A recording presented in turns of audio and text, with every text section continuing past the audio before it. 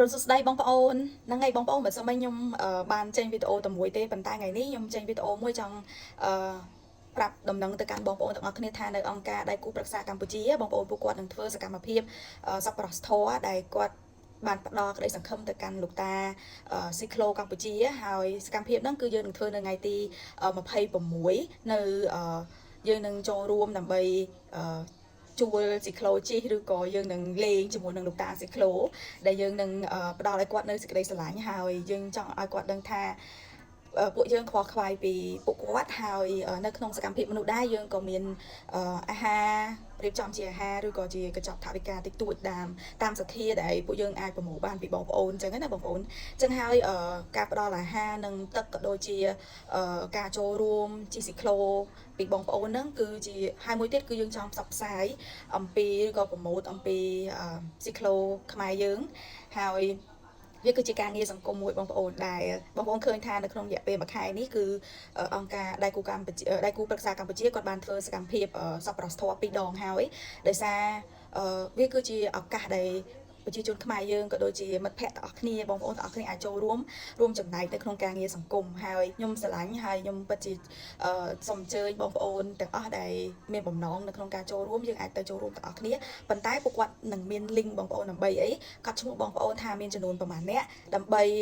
ពួកគាត់អាចណាត់តាស៊ីក្លូថាឧទាហរណ៍យើងទៅបាន100អ្នកឬក៏200អ្នកអញ្ចឹងយើងត្រូវណាត់លោកតាស៊ីក្លូឲ្យបានគ្រប់ចំនួនប៉ុណ្ណឹងឬក៏កញ្ចប់ប៉ុណ្ណាអញ្ចឹងណាបងប្អូនអញ្ចឹងហើយវត្តមានបងប្អូនគឺចាំបាច់ដើម្បីបងប្អូនអាចចូលទៅក្នុង link Telegram ទៅហើយបងប្អូនអាចប្រាប់គាត់ថាបងប្អូនចង់ចូលរួមហើយថ្ងៃសៅរ៍ហ្នឹងបងប្អូនអញ្ចឹងទៅគាត់នឹងកត់ឈ្មោះបងប្អូនដើម្បីមានអាចនិយាយបានថាចេះយើងនឹងរៀបចំសម្រាប់បងប្អូនទាំងអស់អញ្ចឹងណាបងប្អូនហើយមួយភាគដែរបើសិនជាបងប្អូនមានធរៈរវល់នៅក្នុងថ្ងៃសៅរ៍នេះអត់បានចូលរួមថ្ងៃទី26នេះពេលព្រឹកហ្នឹងអត់បានចូលរួមបងប្អូនអាចផ្ញើជា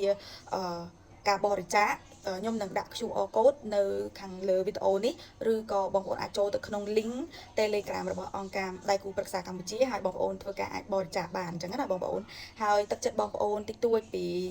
2000រៀល2រៀល10000 20000វាគឺជាទឹកចិត្តពីបងប្អូនទាំងអស់គ្នាហើយ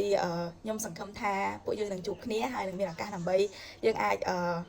លេងសប្បាយជាមួយនឹងលោកតាជាអ្នករត់ស៊ីក្លូអញ្ចឹង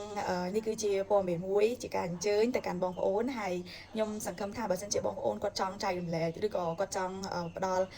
សម្ភារៈអីមួយដូចជាគាត់ចង់ឧបត្ថម្ភជាទឹកសុទ្ធឬក៏គាត់ចង់ឧបត្ថម្ភជាភេសជ្ជៈបងប្អូនអាចធ្វើការតំណមកខ្ញុំតាមឆាតក៏បានឬក៏បងប្អូនអាចតាក់ទងមកខ្ញុំតាមលេខទូរស័ព្ទក៏បានបងប្អូនអាចគ្រាន់តែឆាតមកគឺខ្ញុំអាចនឹងឆ្លើយតបទៅកាន់បងប្អូនវិញហើយខ្ញុំក៏លើកម្រាមដៃ10អរគុណទៅកាន់សប្បុរសជនមិត្តភ័ក្តិបងប្អូនហើយនឹងក្រុមគ្រួសារដែលគាត់ចូលរួមជាមួយនឹងខ្ញុំតែងតែចូលរួមហើយគាត់តែងតែផ្ដល់ក្តីស្រឡាញ់និងការចែករំលែកទៅកាន់សង្គមហើយនេះគឺជាការងារសង្គមមួយបងប្អូនវាជាការចែករំលែកក្តីស្រឡាញ់ហើយយើងនឹងអោបកសោបមនុស្សចាស់ហើយយើងចង់ប្រាប់គាត់ថាយើងអត់ទុកគាត់ចោលទេយើងស្រឡាញ់គាត់យើងលេងជាមួយគាត់យើងផ្ដល់តម្លៃជូនគាត់ហើយនេះគឺជាឱកាសមួយដែលខ្ញុំគិតថាវាគឺជាបុណ្យកុសលក្រោយពីចូលឆ្នាំមកយើងបានធ្វើបុណ្យធ្វើទានជាមួយនឹងបងប្អូនក្រុមគ្រួសារយើងប៉ុន្តែពេលនេះគឺយើងមានឱកាសដើម្បីធ្វើទានផ្ដល់ក្តីស្រឡាញ់ទៅកាន់លោកអ៊ំលោកពូចាស់ដែលគាត់មានអាយុចាប់ពី70ឆ្នាំរហូតដល់94ឆ្នាំបងប្អូនហើយរាល់ថ្ងៃនេះគឺពួកគាត់ស្នាក់នៅលើស៊ីក្លូហើយគាត់ស្នាក់នៅអាចនិយាយបានថាតាមសម្រាប់ហាងឬក៏ផ្ទះរបស់សហគមន៍ណាមួយដែលម្ដុំមាត់ទន្លេអញ្ចឹងណាបងប្អូនអញ្ចឹងទៅយើងមើលឃើញថាការលំបាករបស់ពួកគាត់នេះយើងចង់ផ្ដល់ក្តីស្រឡាញ់ណាមួយទៅកាន់គាត់ហើយវាគឺជាគំរូដែលល្អមួយទៅកាន់ក្មេងៗជំនាន់ក្រោយដូចខ្ញុំមានកូនអញ្ចឹងខ្ញុំចង់ឲ្យកូនខ្ញុំគាត់រៀននៅក្នុងការចែករំលែកអ្វីដែលគាត់មានតិចតួចស្ដើងហើយគាត់ចូលរួមនៅក្នុងការងារសង្គមហើយមួយនេះគឺជាការអប់រំមួយឬក៏ជាការបង្រៀនមួយជាជាងយើងគេហៅថាឲ្យកូនយើងនៅផ្ទះមើលទូរស័ព្ទយើងអាចនាំគាត់ទៅចូលរួមការងារសង្គមហើយគាត់នឹងបានរៀនបានពីការងារសង្គមហើយគាត់នឹងខ្លាយទៅជាទំពាំងស្នងរិស័យនៅថ្ងៃក្រោយហើយខ្ញុំសង្ឃឹមថាវីដេអូរបស់ខ្ញុំនេះនឹងទៅជាការអញ្ជើញទៅកាន់បងប្អូនទាំងអស់គ្នាដើម្បីចូលរួមទាំងអស់គ្នាហើយខ្ញុំក៏អរគុណអង្គការដៃគូប្រឹក្សាកម្ពុជាដែលគាត់តែងតែព្រួយផ្ដើមគំនិតនៅក្នុងការចូលរួមការងារសង្គមហើយអង្គការប្រឹក្សាដៃគូប្រឹក្សាកម្ពុជាក៏គាត់មានការបង្រៀនវគ្គបណ្ដុះបណ្ដាលអំពីអាជីវកម្មដើម្បីជួយឲ្យបងប្អូនដែលគាត់មានអាជីវ កម្មខ្នាតតូចខ្នាតមធ្យមគាត់រៀនអំពីការធ្វើអាជីវកម្មដែលត្រឹមត្រូវហើយមួយនេះគឺជាការជួយមួយហើយពួកគាត់ក៏មានជាការអ្នកប្រឹក្សាគាត់ផ្ដល់ជាអ្នកប្រឹក្សាយោបល់ទៅលើផ្នែកអាជីវកម្មដែលសេវាឬក៏គេហៅថាកម្មវិធីទាំងអស់នោះគឺជាកម្មវិធីដែលផ្ដល់ជូនដោយឥតបង់ថ្លៃដែលជាអង្គការក្រៅរដ្ឋាភិបាលហើយខ្ញុំគិតថាអង្គការដៃគូប្រឹក្សាកម្ពុជាគឺជាចំណែកមួយដ៏ធំហើយខ្ញុំអាចនិយាយបានថាអង្គការដៃគូប្រឹក្សាកម្ពុជាបានផ្លាស់ប្ដូរជីវិតរបស់ខ្ញុំដែលខ្ញុំបានរៀននៅក្នុងវគ្គគ្រប់គ្រងអាជីវកម្មនិងវគ្គជាច្រើនទៀតមានជាការរៀនភាសាអង់គ្លេសការរៀនកាត់តវីដេអូហើយវាគឺជាផ្នែកមួយនៅក្នុងការរីកចម្រើនរបស់ខ្ញុំដែរអញ្ចឹងខ្ញុំសូមអញ្ជើញបងប្អូនដើម្បីបងប្អូនអាចទៅចូលរួមហើយស្គាល់សួរព័ត៌មានពីអង្គការ Mentor Cambodia ឬក៏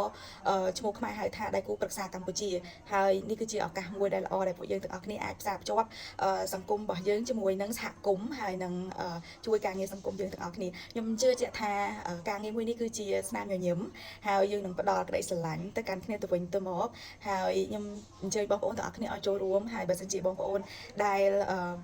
ចូលចិត្តខ្ញុំហើយយើងនឹងគេហៅថាចង់ឃើញខ្ញុំនៅខាងក្រៅអាចទៅចូលរួមបានដោយសារថ្ងៃទី26ហ្នឹងខ្ញុំនឹងទៅចូលរួមទាំងគ្រួសារហើយវាជាការអញ្ជើញហើយខ្ញុំគិតទុកហើយថាកម្មវិធីហ្នឹងវានឹងសប្បាយហើយទោះបីជាវាក្តៅបន្តិចពេលព្រឹកប៉ុន្តែខ្ញុំគិតថាអាទឹកចិត្តយើងចេញពីខាងក្នុងមកវានឹងត្រជាក់ណាបងប្អូនដូចទឹកព្រឹកអញ្ចឹងហើយអរគុណបងប្អូនទាំងអស់គ្នាហើយសង្ឃឹមថាបងប្អូននឹងចែករំលែកវីដេអូរបស់ខ្ញុំនេះទៅកាន់មិត្តភ័ក្តិបងប្អូនអញ្ជើញពួកគាត់ដើម្បីចូលរួមឬក៏បរិច្ចាគតិចតួចស្ដាងតាមសទ្ធាជ្រះថ្លារបស់បងប្អូនក្នុងការចូលរួមជួយលោកតា